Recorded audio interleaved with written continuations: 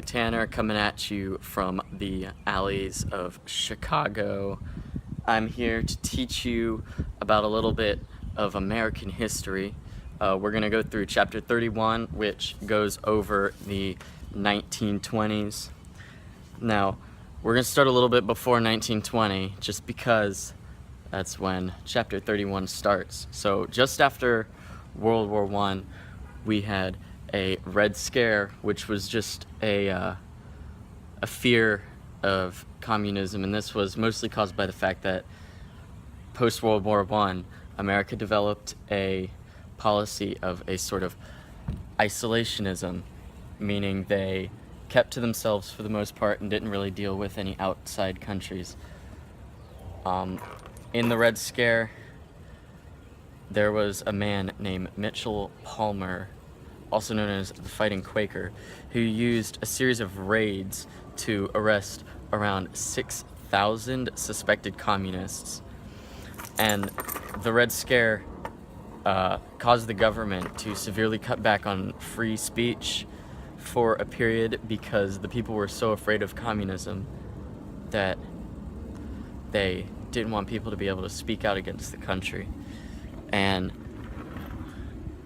this time period and the fear of communism also led to xenophobia, meaning we were afraid of outsiders. It's also known as nativism or anti-foreignism.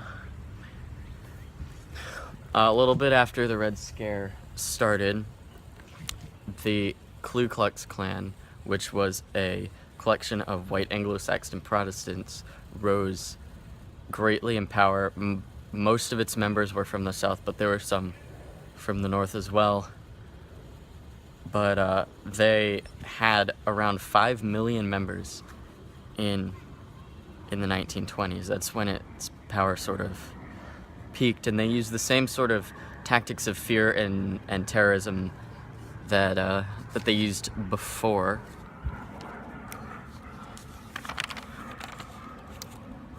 During this time period as well, there was a flood of immigration. Around 800,000 European immigrants, also known as the new immigrants, most of which came from the eastern part of Europe, like the Ukraine and Russia, came into the country. Now, America did not like this, so they passed the Emergency Quota Act of 1921, in which newcomers from Europe were restricted to come in, and they had to go through rigorous standards to get in here. This was later replaced by the Immigration Act of 1924, which slightly cut down on the percentage of people that were allowed into the country based on their country of origin. And this change had some racist undertones to it. For example, they did not let any Japanese people in anymore and stuff like that. The Prohibition was enacted during this time period. It was done through the 18th Amendment, which was later enforced by the Volstead Act. And this prohibited the sale of alcohol. It was really hard to enforce, though, because so many people violated it. And Prohibition led to the rise of gangsters, like Al Capone, and he operated out of Chicago, and he led one of the largest gangs in America, and he killed the leader of the other one of the largest gangs in America, who was his rival during the St. Valentine's Day massacre. Eventually, Al Capone was caught and arrested for tax evasion, and he went to Alcatraz for that. Now, during this time as well, education became a huge issue, and the people who were teaching took on the more progressive ideas of John Dewey, who was a professor at Columbia University, and he set forth principles of education such as learning by doing and education for life. So schools were no longer like prisons, they were more like schools where you see nowadays, actually. Also, a large healthcare program was launched by the Rockefeller Foundation, and this practically got rid of completely a parasite in southern America that was called hookworm. During this time as well, evolutionists were fighting against creationalists over which one was true, and an example of them fighting would be the Scopes trial, where John Scopes was charged with teaching evolution because they weren't allowed to teach evolution in Tennessee, where he taught.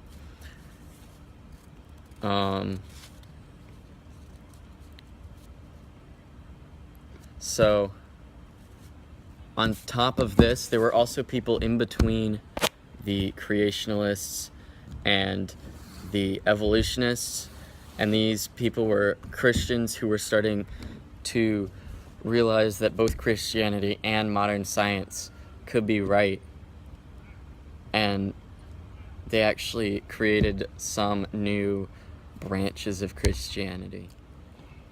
During the Roaring 20s,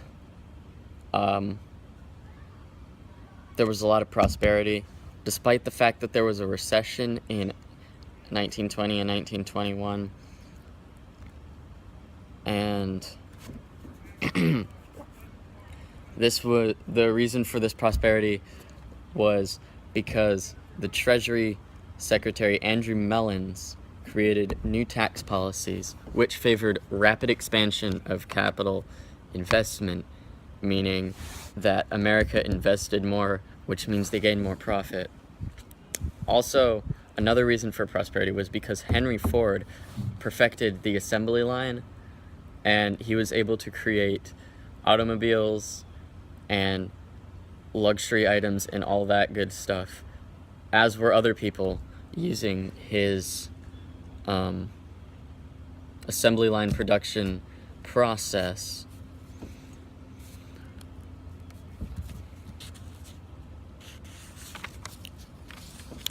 Now, to go back to Henry Ford, he didn't really invent the gasoline engine. He sort of changed it to make it smaller so it would work in a car. And he and Ransom Olds developed the automobile industry. And the early cars weren't too reliable and they were really expensive, but eventually they got cheaper, and cars like the Ford Model T became cheap and easier to own because they didn't break down as much. But eventually,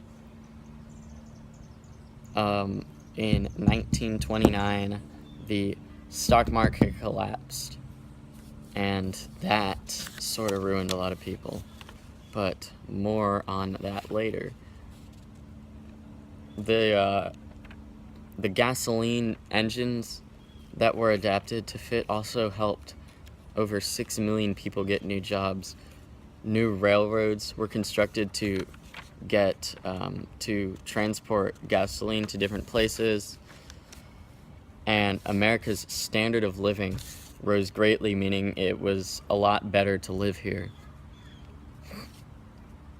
Eventually, cars became necessities as opposed to luxuries, meaning eventually people needed them to get to their jobs as opposed to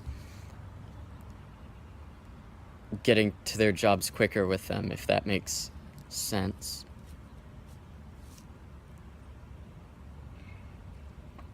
Now, along with this, the gasoline was used to fly the first airplane, which happened in Kitty Hawk, North Carolina on December 17th, 1903. Orville and Wilbur Wright flew the first airplane for about 12 seconds over a distance of about 120 feet. And slowly the airplanes were able to get off the ground longer. They were used a bit in World War II. And after World War II, in the 20s, these gasoline engines were put inside of them, and they were able to use for other functions like mail and stuff. At first, though, there were a few airplane crashes, but once people got a system on how to fly them, they worked a lot better.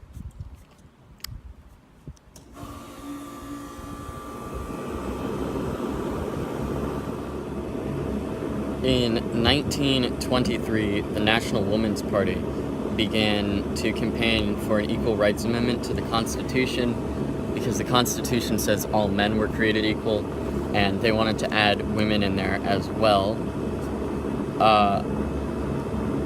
They also led the birth control movement to try to make birth control legal, so that in case something happened, they could have an abortion if need be. Now, the fundamentalists of the old-timey religion didn't really like this idea, even though some of the more modern Christians were okay with it. The modern Christians thought God was sort of a cool guy, and that everyone was cool, and they were going to go to heaven because they went to church and were baptized and all that good stuff. Though the old Christians thought you were born a sinner and you need to get forgiveness through Christ. So the old Christians thought that since they thought abortion was like killing a baby, that they wouldn't be able to reach heaven because of that. But the more modern Christians believe that God forgave them for it anyway. And the new, or the old people, the old generation didn't really like this, because it wasn't how they grew up, and they just didn't really like it. Now, during the 1920s, the Jazz Age also started. This term actually was coined by F. Scott Fitzgerald. But there were other writers during this era too. They just didn't start the phrase. Some other writers would include H.L. Mencken, Theodore Dreiser, Ernest Hemingway, Sherwood Anderson, Sinclair Lewis, and William Faulkner, who all wrote very quintessential books during that time period. There were also what's his name? William Faulkner was famous for a new form of writing which was called stream of consciousness, where it was what was going through the character's mind as opposed to telling a story about the character. So it was in present tense, and it can be quite confusing to read. There was also an innovation in poetry, and poets such as Ezra Pound and T.S. Eliot led this movement. There was also new plays, new music was written by people like Louis Armstrong and Duke Ellington. But soon after all of this great stuff started, the stock market crashed, and national debt increased, unemployment increased, inflation increased, and this would lead to the Great Depression in the early 30s.